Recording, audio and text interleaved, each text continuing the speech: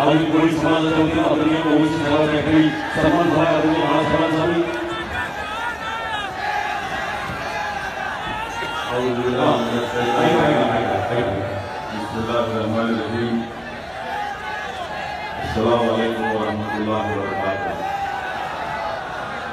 Dice पर तशरीफ फरमा मेरे बड़े भाई मंजिल बहुजन अघाड़ी के सदर बाला साहेब प्रकाश अम्बेडकर साहब, मोहतरम जनाब राजाराम पाटिल साहब, अशोक फरवाने साहब, अमिताभ भुवन साहब, अयाज साहब, रतन साहब, एडवोकेट मौलिया साहब, वारिस पठान साहब, यहाँ पर MIM के मेरे तमाम कॉर्पोरेटर जिम्मेदारान, मौजूद हाजिर इकराम, मैं सबसे पहले हमारे बड़े भाई जनाब बाला साहेब प्रकाश अम्बेडकर साहब का शुक्रिया अदा करता हूँ कि उन्होंने मुझे यहाँ पर आने का मौका दिया और आपके सामने अपनी बात रखने को एक तारीखी मौका मुझे फराहम किया। ये मेरे लिए एक बड़ा तारीखी मौका है कि मैं आज महाराष्ट्र के उन मजदूर दलितों के सामने, महाराष्ट्र के ओबीसी समाज और कोली समाज के जिम्मेदारों के सामने और कल्याण के मजदूर मुसलमानों के सामने खड़े होकर मैं अपनी बात को आपके सामने रख रहा हूं। आप और हमने, बल्कि पूरे देश ने, पूरे हिंदुस्तान ने कल 26 जनवरी को बड़े जोश खरोश से मनाया, जिसको हम उर्दू में यौम जमहूरिया कहते हैं। मेरे अजीज दोस्तों, मेरे बुजुर्गों, 26 जनवरी को हम क्यों मनाते हैं? इसलिए मनाते हैं कि बाबा साहेब अम्बेडकर ने हमारे मुल्क वतन अजीज हिंदुस्तान को एक कॉन्स्टिट्यूशन दिया, जिसको आप और हमने 1950 को ये फैसला किया कि 26 जनवरी 1950 से हिंदुस्तान में बाबा साहेब अम्बेडकर का कॉन्स्टिट्यूशन लागू होगा। बाबा साहिब ने इस मुल्क को संविधान दिया और संविधान देकर बाबा साहिब ने न सिर्फ हिंदुस्तान के दीगर मज़ाहिब के मानने वालों को, बल्कि दलितों को, शेड्यूल कास्ट, आदिवासियों को, ओबीसी को, मुसलमानों से कहा कि ये जो संविधान मैं तुमको दे रहा हूं, तुम चाहे आदिवासी हो, शेड्यूल कास्ट हो, तुम कोली समाज के हो, तुम मुसलमान हो, याद रखो ये संविधान तुमको आज से इंसान मानेगा। ये संविधान तुमको तुम्हारी जिस घर में पैदाइश हुई, या तुम जिस समाज में पैदा हुए, या फिर तुम जिस घर में पैदा हुए, या जिस मजहब को मानते हो, उस बुनियाद पर तुमसे भेदभाव नहीं किया जाएगा। 1950 26 जनवरी को जो संविधान हमने अपने आप पर लागू किया, वो ये कहता है मेरे भाइयों कि हम इंसान हैं और हम बराबर हैं, हमसे हिंदुस्तान में कोई बड़ा नहीं है। अगर कोई ब्राह्मण होगा तो प्रकाश अम्बेडकर से बड़ा नहीं हो सकता। अगर कोई अपर कास्ट होगा तो वो कोली समाज से बड़ा नहीं हो सकता। अगर कोई मराठा होगा तो मुसलमान से बड़ा नहीं हो सकता। ये बात साफ और वाज़ेह तौर पर संविधान ने कही है कि मजहब के नाम पर, पैदाइश के नाम पर, जात के नाम पर, कारोबार के नाम पर किसी से भेदभाव नहीं किया जाएगा। और ये पैगाम मैं आज इसलिए दे रहा हूं क्योंकि आज मुल्क को संविधान को अपने आप पर लागू करके 70 साल का अरसा हो चुका। बाबा साहेब अम्बेडकर की जिंदगी ने उनसे वफा नहीं किया। अगर बाबा साहेब अम्बेडकर को अल्लाह और जिंदा रखता है 10-15 साल, तो यकीनन से इस हिंदुस्तान की तकदीर और मुकद्दर बदलाव होगा। हिंदुस्तान के वजीर आजम बार बार ये कहती है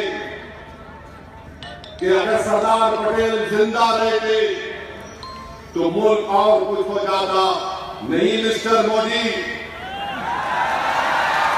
मैं फिर से कह रहा हूं मिस्टर मोदी, सुनो, जो सावरना समाज के जनयोद्धारू है, जो कट्टीधारी है, सुनो मेरी बात को।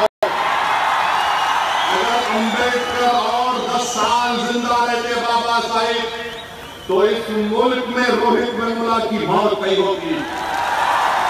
मगर बाबा साहेब अम्बेडकर ने संविधान को हमको दिया और बाबा साहेब अम्बेडकर ने हम तमाम को ये कहकर इस दुनिया से चले गए कि देखो मेरी जिंदगी जितनी थी मैंने उस जिंदगी का इस्तेमाल किया और तुमको एक लिविंग कॉन्स्टिट्यूशन देकर जा रहा हूं। अब इस संविधान में जो मैंने तुम्हारे लिए ख्वाब देखे, इंसाफ के, लिबर्टी के, भाईचारगी के, जस्टिस के, अब तुम्हारी जिम्मेदारी है कि तुम मेरे उन ख्वाबों को पूरा करना।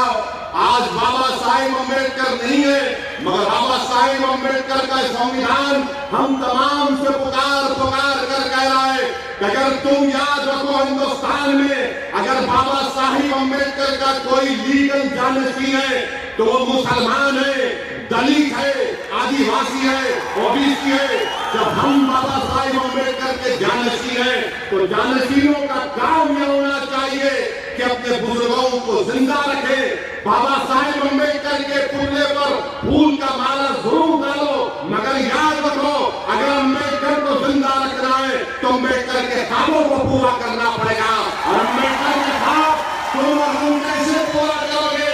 अम्बेडकर के ख्वाब हम गूंगे रहकर 5 साल सोकर और 5 साल के बाद जो दीन से बेदार होकर फिर उन लोगों को डालना जिन्होंने बाबा साहेब अम्बेडकरों के ख्वाब को पूरा नहीं करने की ठान ली है। मैं आपको जगाने के लिए आया, मैं आपको उठाने के लिए आया हूं। मैं आपको अपने दिल में जो छुपा हुआ गम है उसको अपनी ज़बान पर अल्फाज में रखकर आपके कदमों में रखना चाहता हूं कि अब उठो मेरे भाई, अब खामोश रहने का वक्त नहीं है, अब ये जागने का वक्त है, ये लड़ने का वक्त है। ये बाबा साहेब अम्बेडकर के ख्वाबों को पूरा करने का आज हिंदुस्तान में हमको एक अजीम मौका मिल रहा है कि प्रकाश अम्बेडकर आज बाबा साहेब अम्बेडकर के रूप में हमारे सामने है। इनका साथ हमको देना, इनका साथ हमको देना। अगर आज हम सिर्फ ये बोलेंगे कि मुझसे नाइंसाफी हो रही है, मुझ पर जुल्म किया जा रहा है, यकीनन जुल्म किया जा रहा, और याद रखो ये जुल्म चलता रहेगा, खत्म नहीं होगा। तुम अगर शिकायत है तुमको कि नाइंसाफी हो रही है तो याद रखो नाइंसाफी में और इजाफा होगा।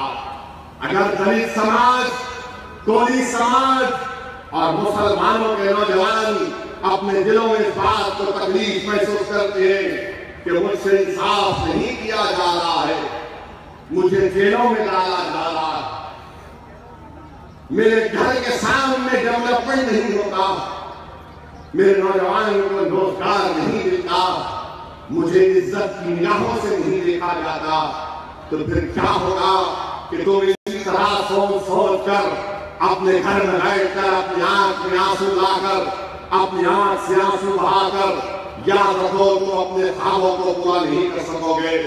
जो कौम, जो समाज रोना बंद कर देगा, जो समाज शिकायत करना बंद कर देगा, जो समाज, जो कौम इस बात का तय कर देगा कि हमने 70 साल इन जालिमों के जुल्म को सहाए।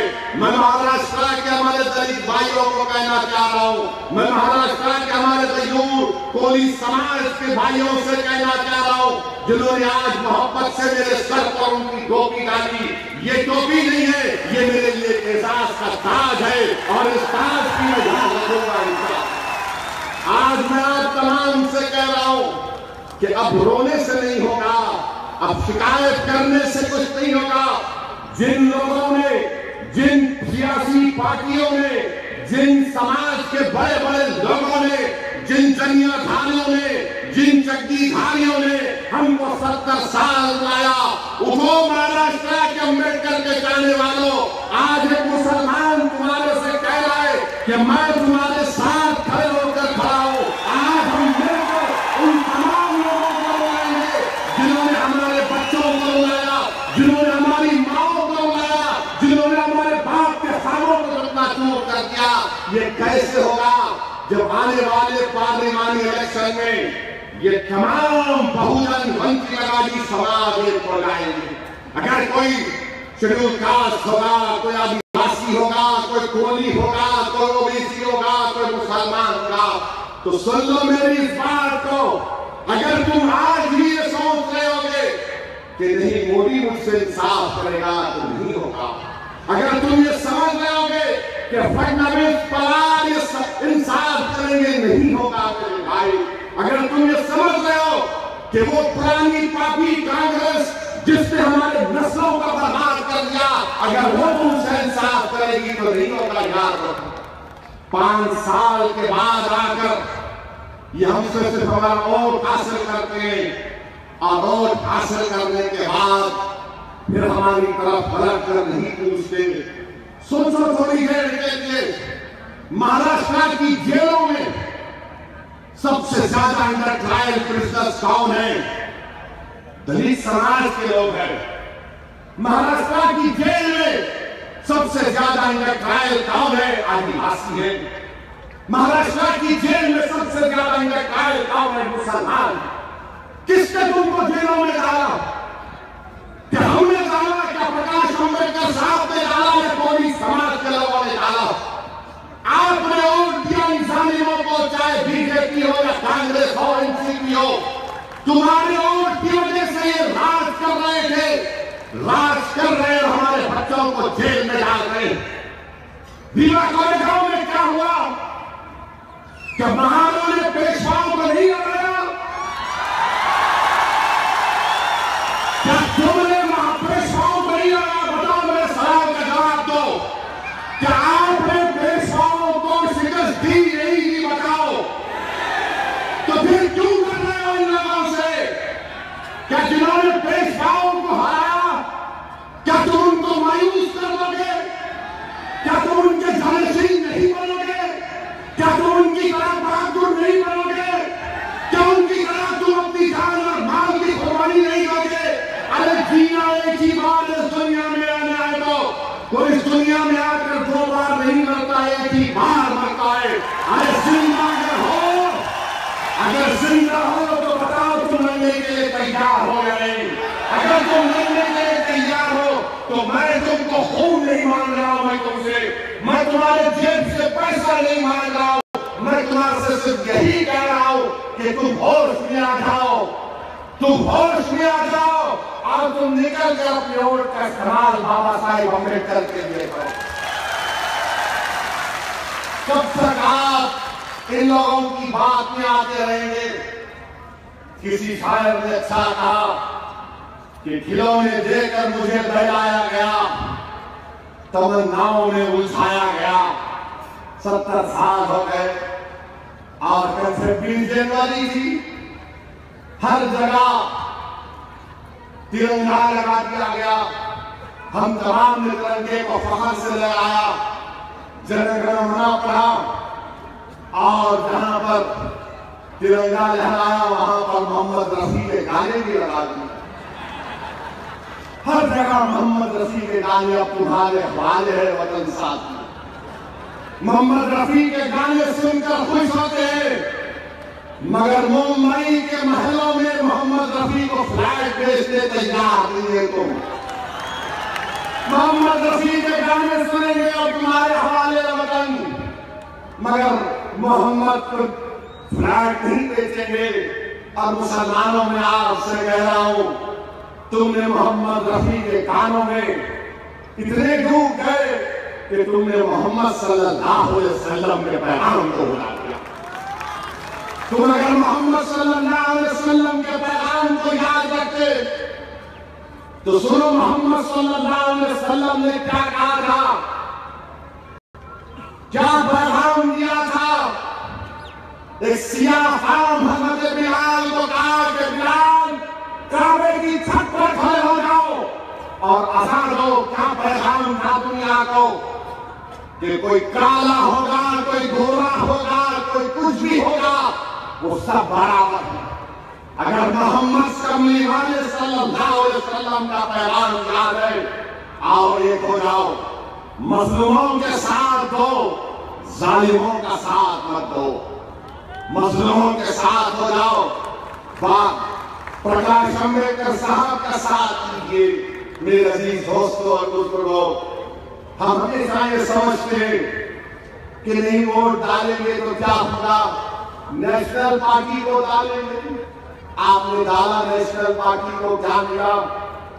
280 सीट पर बीजेपी कामयाब हुई और 280 सीट जीतने के बाद भी हिंदुस्तान के वजीर आजम रोहित वेमुला एक पीएचडी स्कॉलर की मौत को रोक नहीं सके। 280 सीट हासिल करने के बावजूद भी बीमारों ने काम की गवर्नमेंट के बाद जेलों में डालकर हमारे लोगों को जेल में भर दिया गया। 280 सीट पर बीजेपी कामयाब हुई लोकसभा में। आपने वोट डाला नेशनल पार्टी कहकर, क्या किया बताइए आप?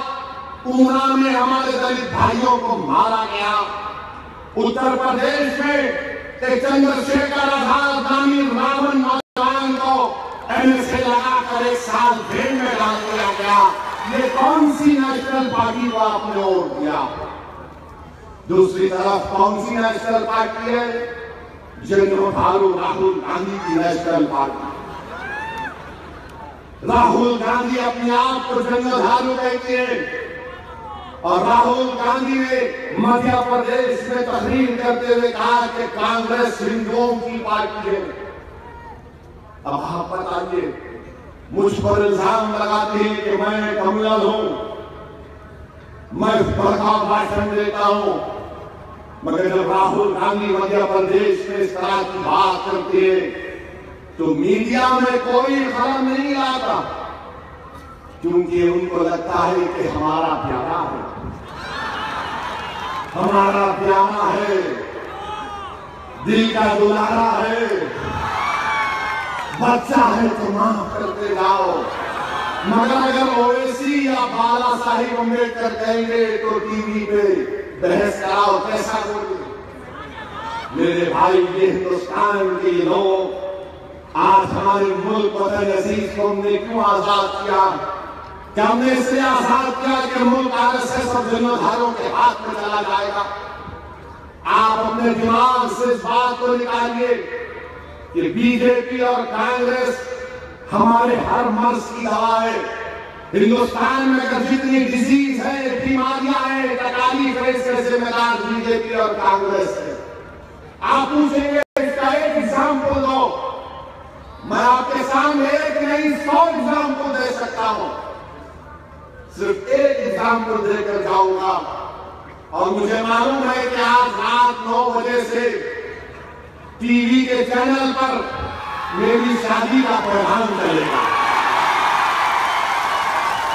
इसने कल्याण में खड़े होकर इस तरह की बात कही। मुझे बताओ सिर्फ एक ही बात, जितने भारत रत्न का अवार्ड दिया गया कितने दलितों को दिया गया, कितने आदिवासियों को दिया गया, कितने मुसलमानों को दिया गया, कितने अपर कास्ट और ब्राह्मणों को दिया गया? मेरे सवाल का जवाब दो। मैं चैलेंज कर रहा हूं तुमको, ये भारत रत्न अवार्ड तुमने कितने दलितों को दिया? बाबा साहिब को दिया, दिल से नहीं दिया, मजबूरी के हालत में दिया। अगर दिल से देते तो पहले दे देते। बताओ तुमने कितने एससीज को दिया, आदिवासी को दिया? अरे तुम हर चीज अपने लिए, जहां मलाई दिखी तुम खा लिए, दूध बचा तुम पी लिए, घी था तुम चाट दिए, दही का तुम लेके भाग गए, और हम क्या कर रहे? ये national party, national party, national party. नहीं मेरे भाई, ये कोई नेशनल पार्टी नहीं है। राहुल गांधी बोलते थे चौकीदार चोर है। हम राहुल गांधी से पूछना चाहते हैं, बताओ उस चौकीदार के बारे में आप क्या कहेंगे जिसने बाबरी मस्जिद के ताले खुलवा दिए? बताओ उस चौकीदार के बारे में आप क्या कहेंगे जिसकी मौजूदगी में दिल्ली की सड़कों पर सिखों के खून की होली खेली गई? बताओ उस चौकीदार के बारे में क्या कहेंगे जो आपकी पार्टी का था, जिसने बाबरी मस्जिद को शहीद करवा दिया? यही मुंबई की सड़कों पर इंसानियत का खून की होली खेली गई। श्री कृष्णा कमीशन की रिपोर्ट में आप नहीं कहा। बताओ कांग्रेस के उस चौकीदार के बारे में क्या कहेंगे जिसने आसाम में दिल्ली का मैसेकर हुआ, भागलपुर हुआ, हाशिमपुरा हुआ? अरे कौन कौन सी बात कहूं तुम्हारे सामने? मगर चौकीदार जितने भी बने वो सब चोर है।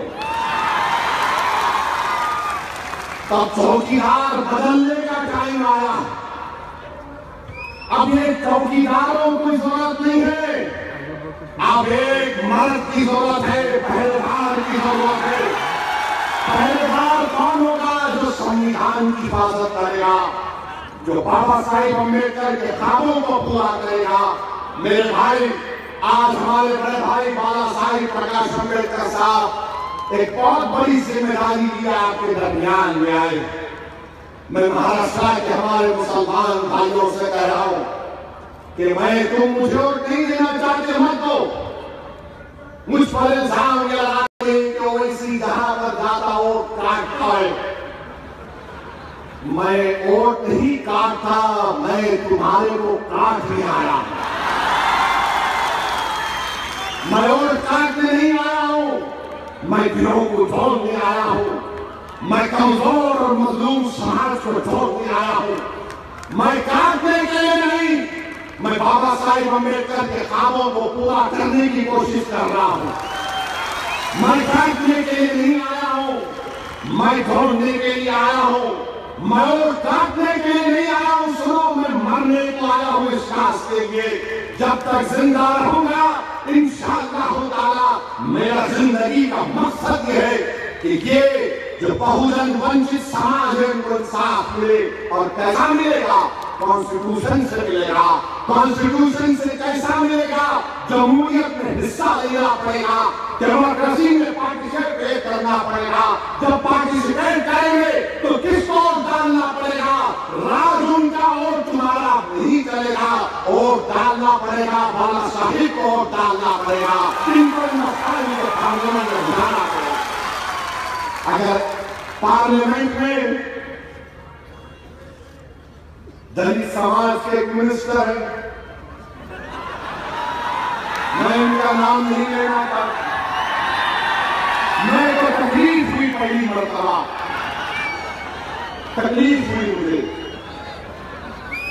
जब पार्लियामेंट में 10% रिजर्वेशन, ये 10% के बारे में बोलता हूं। जब 10% रिजर्वेशन इकोनॉमिक लीगल सेक्शन के लिए दिया जा रहा था तो मुझे तकलीफ इस बात की नहीं थी कि वो हमारे दलित भाई मोदी की इस बिल की तारीफ कर रहे थे। तकलीफ इस बात की थी कि तुम उनकी चमचागिरी कर रहे हो, कि तुम चमचागिरी कर रहे थे। तुम शायद थोड़ी देर के लिए उन महारों की पेशवाओं पर कामयाबी को याद कर लेते तो तुम चमचागिरी नहीं करते, तुम तारीफ कर रहे थे, तारीफ कर रहे थे, एक बात बोल रहे थे। और ये तमाम के तमाम आला साहब के लोग पार्लियामेंट की टेबल पर ऐसा मार मार कर पैगाम दे रहे थे कि हाँ, अगर तू दलित है तो तेरा काम यह है कि हमारे दरबार में हमारी तारीफ करना। अगर बाबा साहिब वहां पर होते, बाबा साहिब वहां पर होते तो खुदा की कसम प्रकाश अम्बेडकर ऐसी बात करते कि तमाम के तमाम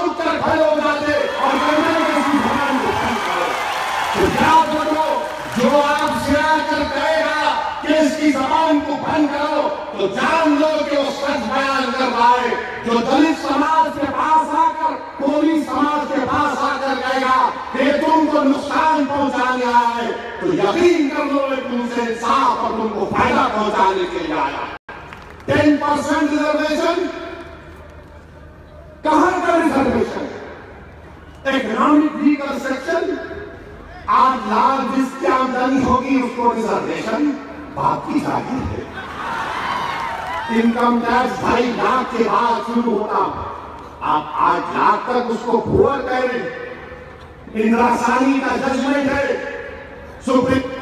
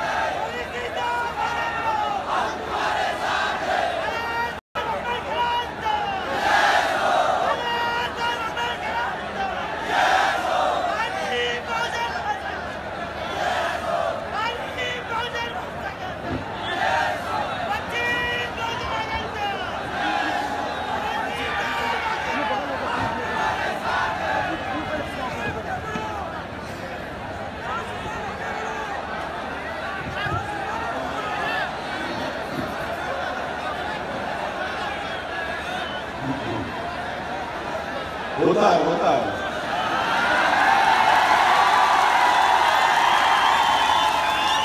जब पापियों का, जालिमों का जिक्र करेंगे तो ऐसा ही करते। मैं क्या बोला था आपसे अभी, जो बोलेगा इसकी जबान खराब है तो उसको यकीन करना, आवाज को कम बंद कर रहे नहीं होगा। अभी होता क्या बंद करेंगे? ये हम माइक से अपनी बात को नहीं पहुंचाते, हम दिल से अपनी बात को पहुंचाते। मेरे अजीज दोस्तों और बुजुर्गों, मेरी आपसे गुजारिश है, एक रिक्वेस्ट है, 70 साल में एक मर्तबा आप कांग्रेस बीजेपी को भूल जाओ। आप ये मोदी की पार्टी, अमित शाह की पार्टी, ये चड्डी पार्टी 90 साल के बाद अभी पैंट पहनना शुरू किए, इनको छोड़ो। कांग्रेस पार्टी जिस बातें करती है, इनके पास कोई पॉलिसी और प्रोग्राम नहीं है। मेरे भाई, आज महाराष्ट्र में गोल्डन अपॉर्चुनिटी आपके पास आई है कि आप बाला साहिब का साथ दीजिए, आप इनको कामयाब करिए। मैं आपको बड़ी ईमानदारी से कह रहा हूं, अगर आज आप ये गोल्डन अपॉर्चुनिटी को, ये तारीखी मौके को इस्तेमाल नहीं करेंगे तो आज इस सभा में जितने मेरे दलित भाई और बहनें बैठी हुई हैं, जितने मुसलमान और मेरे कोली समाज के मेरे बुजुर्ग बैठे, याद रखो कहीं ऐसा ना हो कि 20 साल के बाद तुम्हारा बच्चा तुमसे उठकर पूछे कि मां, या फिर कोई भाई अपने भाई से पूछे कि भाई बता, ये इतनी नाइंसाफी हमसे क्यों है, हमको इंसान की तरह क्यों नहीं देखा जाता। मेरे भाई, इस मौके का फायदा उठाओ, थोड़ी देर के लिए भूल जाओ ये नेशनल पार्टी है, कुछ नेशनल पार्टी नहीं है। कौन सी नेशनल पार्टी है? 280 MP जीत कर भी हिंदुस्तान के वजीर आजम हिंदुस्तान के गरीब नौजवानों को रोजगार नहीं दे सकते, रोजगार के पास लेकर नहीं जाते, जेलों में डालती है। कौन सी सरकार है जिसका मुख्यमंत्री कहता है कि 24 घंटे में मैं राम मंदिर का मसला हल कर दूंगा? ये कौन सी सरकार है जहां पर नौजवान तड़प तड़प कर राहें लेकर मर रहा है? ये कैसी सरकार है जिसने ऐसे हजारों रोहित वेमुलाओं के ख्वाबों को चकनाचूर कर दिया? ये कैसी नेशनल पार्टी है जिसने मुसलमानों को उनकी गरीबी उनका मुकद्दर बनाकर छोड़ दिया? ये कौन सी नेशनल पार्टी है? मुसलमानों सुनो, जब ट्रिपल तलाक का बिल आया तो कौन उठकर उसकी मुखालिफत कर रहा था? कौन कह रहा था कि यह कानून हमारे खिलाफ इस्तेमाल होगा? ये नेशनल पार्टी के लोग नहीं कर रहे थे, ये तुम्हारा एक दीवाना भाई अकेला खड़ा होकर लड़ रहा था। और मैं आपसे कह रहा हूं, अगर उस वक्त मेरे साथ मेरे बड़े भाई बाला साहेब प्रकाश अम्बेडकर होते तो खुदा की कसम ये दो लोग हिंदुस्तान की पूरी लोकसभा को हिला कर दे। मगर कोई नहीं। कौन है मोदी की तारीफ में शेर पढ़ने वाला? कौन है?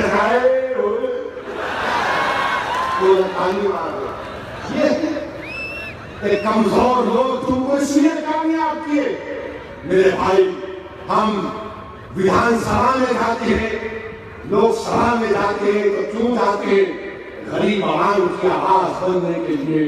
तो मेरी आपसे गुजारिश है कि मुत्तहिद हो जाइए, बाला साहेब प्रकाश अम्बेडकर का साथ दीजिए। इनके साथ अडानी नहीं है, इनके साथ कॉर्पोरेट वर्ल्ड नहीं है, हमारे साथ वो लोग नहीं है जिन्होंने आईसीआईसीआई बैंक को लूटा है, हमारे साथ मेहुल चौकसी नहीं है, हमारे साथ नीरव मोदी नहीं है, हमारे साथ तमाम चोर डाकू नहीं है। मेरे भाई, जिन्होंने इस मुल्क के खून को चूसा, जिन्होंने इस मुल्क के दलितों को तबाह तहस कर दिया, जिन्होंने मुसलमानों की शनाख्त को मिटाने की ठान ली, जिन्होंने आदिवासियों को डेवलपमेंट के नाम पर मिसराई कहकर उनका इनकाउंटर कर रहे हैं, क्या आज वो सवाल नहीं उठेगा? अगर आज आप नहीं उठेंगे तो कल अपने आप से शिकायत नहीं करना कि मुझसे इंसाफ नहीं होता है। आज आपको एक मौका मिल रहा है, आप इसका फायदा उठाइए। महाराष्ट्र से यकीनन बीजेपी को हराएंगे, शिवसेना को हराएंगे। और शिवसेना का क्या मामला है नहीं मालूम, ऐसा तो बोलते फिर पीछे हट जाते। इतना क्यों डरते मोदी से? क्या करेगा तुमको? हमारी तरफ देखो, खड़े होकर बोल रहे मित्रों को, हिंदुस्तान की पार्लियामेंट में खड़े होकर मैंने कहा ट्रिपल तलाक के मसले में कि यकीनन हिंदुस्तान में जो 24 लाख हिंदू हमारी शादीशुदा बहनें हैं, जो शादीशुदा है मगर अपने मर्द के साथ नहीं है, हमारी भाभी की रात में उसको दिल्ली लाओ। लाना चाहिए ना। ये सेकुलरिज्म नहीं है कि एक औरत खाली करवा चौथ के दिन कुछ नहीं खाती कि मेरा पिया मुझे बुला ले। बुलाते नहीं, मगर कांग्रेस पार्टी कुछ नहीं बोलेगी, कांग्रेस पार्टी नहीं बोलेगी, पवार साहब नहीं बोलेंगे, कोई कुछ नहीं बोलेगा, इसलिए कि तमाम के तमाम मिले हुए। मेरे भाई, ये केमिकल कंपनी है पूरे के पूरे, ये ऑर्गेनिक कंपनी है। हम ऑर्गेनिक है, हम आपके लिए खड़े हुए, इसमें हमारा कोई मकसद नहीं है। आज आप देखो थोड़ी देर के लिए, कभी आपने गौर से देखा कि बाला साहिब प्रकाश अम्बेडकर की आप क्या एज हो चुकी? देखो आप, क्या आप इनके मरने के बाद इनको सम्मान देंगे? क्या आप इनके दुनिया से चले जाने के बाद रोएंगे? क्या इनके मरने के बाद तुम एक मेमोरियल इनका बनाओगे? नहीं मेरे दलित भाई, ऐसा नहीं हो सकता। जो शख्स जिंदा है वो तुम्हारे लिए जिंदा है, वो तुम्हारे लिए मरने का तैयार है। आप इनकी जिंदगी में इनको कामयाब करो, इनको नहीं बल्कि अपने आप को कामयाब करो। इनकी कामयाबी इनकी पर्सनल कामयाबी नहीं, वो हमारी कामयाबी है। वो मुसलमानों की, दलितों की, आदिवासियों की, ओबीसी की कामयाबी होगी। यही अल्फाज मुझे आपसे कहना था और इंशाअल्लाह ताला हमारे बड़े भाई प्रकाश अम्बेडकर साहब ने कहा है कि 25 फरवरी को एक बड़ा जलसा मुंबई में होगा, शिवाजी पार्क में। इसमें आएंगे आप लोग, पूरे आएंगे, हाथ उठाकर बोलिए, तो नारा लगाकर बोलिए जय भीम। तो 25 फरवरी को शिवाजी पार्क में खाली